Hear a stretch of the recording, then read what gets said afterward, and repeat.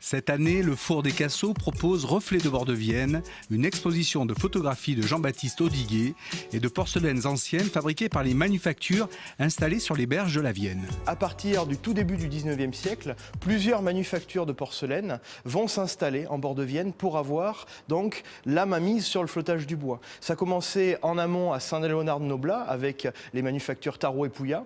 Ensuite, arrivé à Limoges, les manufactures Gibus et Redon. Ici au Cassot, François Alluot au départ, Charles Fil-d'Aviland ensuite. Et un peu plus loin, une petite manufacture oubliée qui était la manufacture Touze où Léon Sazera et Alpinia Marguen ont commencé.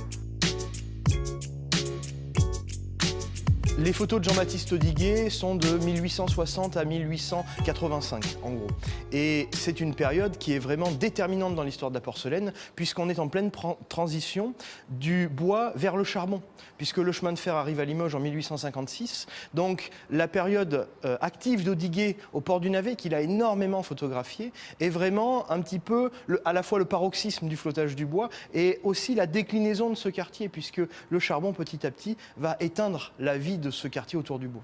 Et c'est ça qu'on trouve dans le travail de Jean-Baptiste Audiguet, c'est toute cette pluralité de vie entre les hommes qui étaient essentiellement des lavandières, qui lavaient le linge, et les hommes qui étaient aussi bien directement liés au flottage du bois, à son commerce. Donc on trouve des flotteurs, des bateliers, des naftos en général, les débardeurs, qui donc débardaient le bois sur les berges, et on retrouvait aussi tout un tas d'ouvriers qui travaillaient dans les fabriques. Et toute cette population, ponticaude ou pas, en fonction du secteur où on habitait, eh bien, se retrouvait dans ce quartier-là, qui était l'un des poumons économiques de la ville. Et je pense que Jean-Baptiste Audiguet, dans son travail, a réellement voulu mettre ça en avant, c'est toute cette vie. Et cette vie, elle nous permet d'insister sur le caractère artistique et humain de toutes les œuvres qu'on présente.